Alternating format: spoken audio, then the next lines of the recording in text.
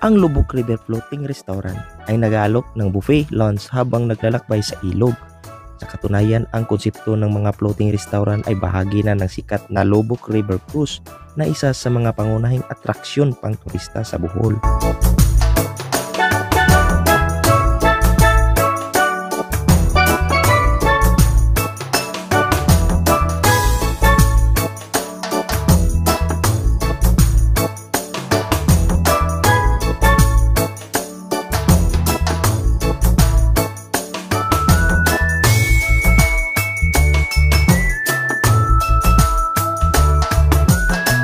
Ang idea ng pangtanghalian sa mga bangkang lumulutang habang tinatanaw ang luntiang tanawin ng ilog ay isang taniyag na aktibidad na matagal nang inaalok sa mga turista para maranasan ang kalikasan at kultura ng Bohol. Habang naglalakbay ang mga bisita ay kadalasang nililibang ng live music o tradisyonal na pagtatanghal ng sayaw mula sa mga lokal na komunidad na nagpapakita ng mayamang kultura na pamana ng rehiyon.